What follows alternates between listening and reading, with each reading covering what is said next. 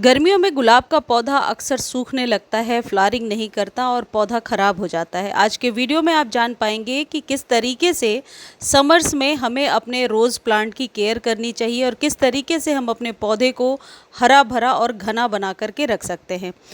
गुलाब के पौधे की केयर मार्च से लेकर के बरसातों तक यानी कि रेनी सीज़न तक थोड़ी ज़्यादा करनी होती है, क्योंकि ये इसके पार्शल आप कह सकते हैं डोरमेंसी का टाइम होता है। यानी कि गुलाब का पौधा अक्टूबर से लेकर फ़ैब मार्च तक बहुत अच्छी फ्लावरिंग करता है, लेकिन जैसे ही टेम्परेचर हाई होने लगता है यानी अप्रैल से लेकर के बरसातों तक गुलाब का पौधा अक्सर फ्लावरिंग भी बंद कर देता और पौधा स्ट्रेस में जाने लगता है। लेकिन आप मेरे गुलाब के पौधे को देख सकते हैं, इसमें न्यू बेसल शूट्स भी आ रही हैं और पौधे में फ्लावरिंग भी हो रही है।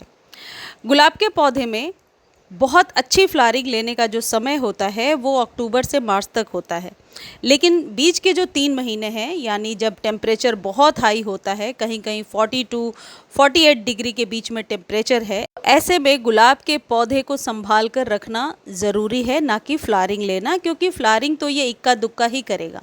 सबसे पहली चीज़ ये है कि गुलाब को यदि आप स्वस्थ बना कर रखना चाहते हैं और आप देख रहे हैं कि आपके पौधे में कलियां भी बन रही हैं लेकिन पौधा स्ट्रेस में जा रहा है, पौधे के पत्तों के ऊपर ब्लैक स्पॉट्स हो रहे हैं, पौधे में फंगस लग रहा है, तो सबसे पहले जो न्यू कलियां बन रही हैं उन्हें आप कट कर दें।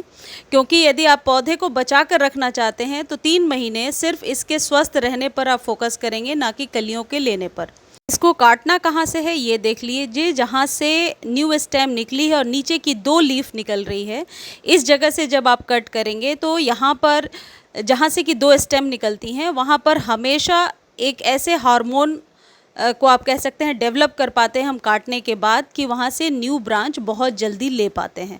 तो ऐसे जगह से पहले आपको कट कर देना है और पौधे को स्वस्थ बनाने के लिए दूसरा काम आपको करना है, टेम्परेचर को मेंटेन करना है। अब तो गर्मी इतनी है तो टेम्परेचर को कैसे मेंटेन रखेंगे ये वीडियो में आगे मैं आपको बता रही हूँ। देखिए, जैसे मेरा ये पौधा है, क्योंकि हम सबको पता है कि गुलाब सर्दियों का पौधा है और बहुत हाई टेम्परेचर में गुलाब जो है अच्छा परफॉर्म नहीं करता है। तो इसके लिए आपको क्या करना होगा, या तो आप गुलाब के पौधे को ऐसे जगह पे रख दें जहाँ पर ओपन एरिया तो है, मॉर्निंग की धूप आती है लेकिन दोपहर की धूप नहीं आती है। दोपहर की धूप से मतलब है 10:30 बजे के बाद से 5 बजे वाली धूप तक आप बचा कर रखेंगे। दूसरा चीज़ जो मैं करती हूँ, मैं अपने पौधे को किसी बड़े कंटेनर के ऊपर रखती हूँ और नीचे वाले कंटेनर में अक्सर पानी डालती हूँ ताकि मॉइस्चर मेंटेन रहे। तो आप भी ऐसा कर सकते हैं कि अपने गमले को किसी एक गमले के ऊपर रखिए। ऐसा मैं इसलिए कह रही हूँ क्योंकि गुलाब यदि प्लेन सरफेस पर रखा होता है, जैसे ये है, आपने टेरेस पर रखा है, मैंने बालकनी में ऐसे ओपन में यदि मैंने रखा है, तो नीचे से बहुत ही ज़मीन जो है गर्म होती है। ऐसे में आप बोरी बिछा सकते हैं, या ये गीला करके मैं ये जो कपड़ा है जूट वाला ये मैं बिछा कर रखती हूँ, और यदि मुझे पौधे को धूप लगाना है तो मैं इसके ऊपर रखती हूँ। जैसे इतनी तपती गर्मी में यदि हमें फर्श पर बैठने को मिले धूप में तो हमें कितनी गर्मी लगती है, आपके पौधे के साथ भी सेम चीज़ होगी कि यदि इसके कंटेनर को आप तपती धूप में बिल्कुल प्लेन बेयर सरफेस पर रखेंगे तो बहुत जल्द इसकी रूट्स ख़राब हो जाएंगी। तो नीचे से आप पौधे को सहारा दे सकते हैं, जैसा मैंने बताया, बोरी है, जूट है, या फिर प्लास्टिक का कंटेनर कुछ लगाइए और उसमें थोड़ा सा पानी भर दीजिए।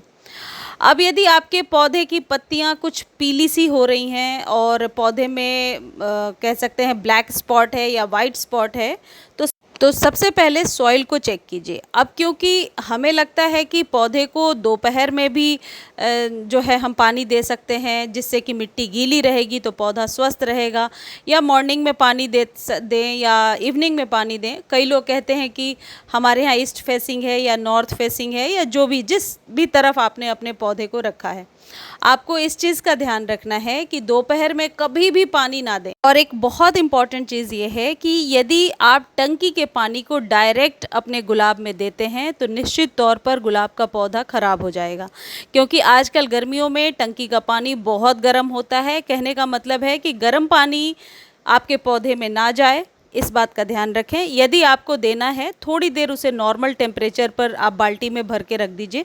जब पानी नॉर्मल हो जाता है तो अपने पौधे को दें, क्योंकि इतनी गर्माहट में जैसे हम गर्म पानी यूज़ अब नहीं करते हैं और सर्दियों में करते थे, उसी तरीके से अभी आपके पौधे को गर्म पानी यदि आप देंगे तो पौधा वो हाई टेम्परेचर नहीं झेल पाएगा। अगली चीज़ ये है कि पौधा यदि इस तरीके से दिखा रहा है कि पत्तियां येलोइश हो रही हैं या इस तरीके से कटी फटी सी दिख रही हैं, तो निश्चित तौर पर आपके पौधे पर मिलीबग्स वगैरह का या ब्लैक माइट का अटैक शुरू हो गया है।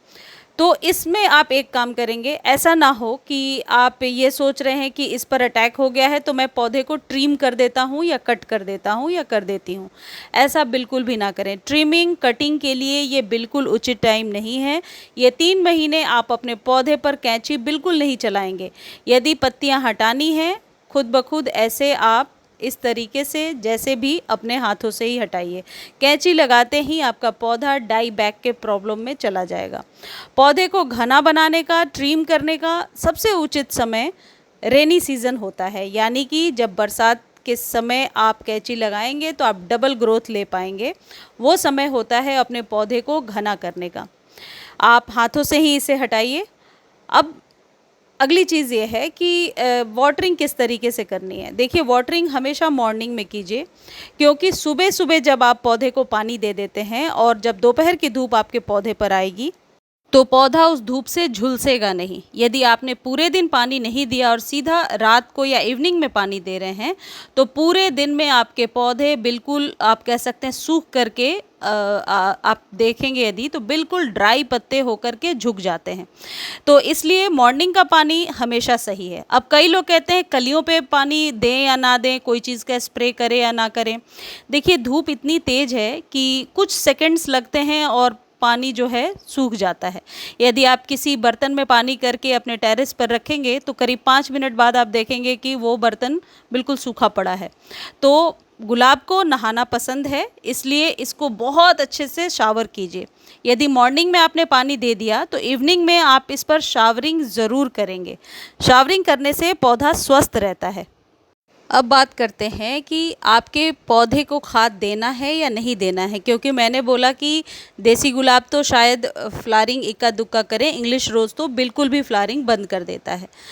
तो कौन से खाद देने हैं अब वीडियो में मैं आपको बताने जा रही हूँ। सबसे पहली चीज़ ये है कि इस तरीके की लीफ को लेने के लिए फ्रेश ग्रीन लीव्स यदि आपके पौधे की रहेंगी, जो कि आप एवरीडे यदि वॉश करेंगे तो निश्चित तौर पर आपके पौधे की जो पत्तियां हैं ऐसी साफ़ सुथरी नज़र आएंगी।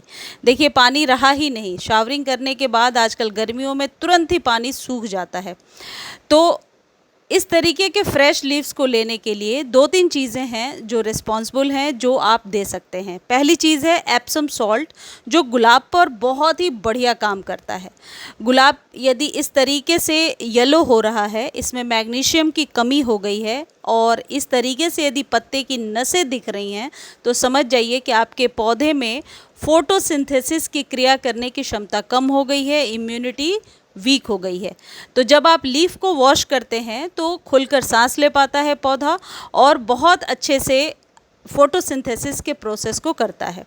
इस तरीके के येलो लीफ से बचने का बस एक ही तरीका है कि आप अपने पौधे पर एप्सम सॉल्ट का छिड़काव करेंगे। सेकंड जो चीज़ है, पौधे को स्वस्थ बनाने के लिए आप मल्चिंग करेंगे। मल्चिंग करने का क्या तरीका है, आप ऊपर से इस तरीके से वर्मी कंपोस्ट हो आपके पास या काऊ डंग मैन्योर हो, ऊपर से इस तरीके से बिछा देंगे और जो खाद है उसकी मात्रा थोड़ी सी ज़्यादा होनी चाहिए। आप चाहें तो नीम की पत्तियां भी ऊपर से इस तरीके से मल्च कर सकते हैं, लेकिन इस बात का आप विशेष ध्यान रखें कि जो भी लीफ आप यूज़ कर रहे हैं वो ड्राई होना चाहिए, क्योंकि गुलाब में फंगस बहुत जल्दी लग जाता है। अब आप ये सोच रहे हैं कि पानी कैसे देना है, पानी आप इसके ऊपर से देते रहेंगे और ये जो प्रोसेस है इसे आप महीने भर के बाद रिपीट करेंगे। ये एप्सम सॉल्ट है, मैं दे चुकी हूँ इसलिए सिर्फ आप लोगों को दिखा रही हूँ। इतनी ही मात्रा लेनी है, पानी में डालना है और स्प्रे करना है। लेकिन इस एप्सम सॉल्ट को यदि पत्तियाँ बहुत ज़्यादा ख़राब हो रही हैं तो वीक में एक बार इस्तेमाल करें। आप देखेंगे इस तरीके से न्यू न्यू बेसल शूट्स निकल करके आएंगे। और यदि आपकी लीफ स्ट्रॉन्ग है, अच्छा चल रहा है पौधा, तो अननेसेसरली खाद देने की ज़रूरत नहीं है। आप 15 दिनों पर इसे रिपीट करें। ये जो मल्चिंग वाला प्रोसेस है ये महीने भर पे आपको रिपीट करना है। यानी एक बार मल्च कर दिया, ऊपर से पानी दे रहे हैं, जब पौधे की आप गुड़ाई करेंगे तो ये खाद अपने आप ही नीचे चला जाएगा और मिट्टी भी स्वस्थ रहेगी। देखिए, इस बात का विशेष ध्यान रखिए कि आपके पौधे पर कभी भी ओवर वाटर नहीं होना चाहिए। पानी यदि बहुत ज़्यादा देते हैं तो पौधा जो है वो ऑक्सीजन नहीं ले पाएगा, यानी कि उसकी जो रूट्स हैं वहाँ तक ऑक्सीजन नहीं पहुँचता है। और पानी आपके गमले में जब बहुत ज़्यादा हो जाता है तो जो भी आपने खाद दिया है वो प्रोसेस नहीं कर पाता पौधा। ठीक उसी तरीके से जब हम स्विमिंग पूल में थोड़ी देर नीचे बैठते हैं या नदी में, तो हमें सांस लेने में दिक्कत होती है। उसी तरीके से यदि बहुत ज़्यादा पानी भर दिया आपने, मिट्टी भुरभुरी नहीं है, तो आपके पौधे के रूट्स तक ऑक्सीजन नहीं जाएगी और पौधे के मरने का यही सबसे बड़ा रीज़न होता है कि हम पानी के बैलेंस को नहीं समझ पाते हैं।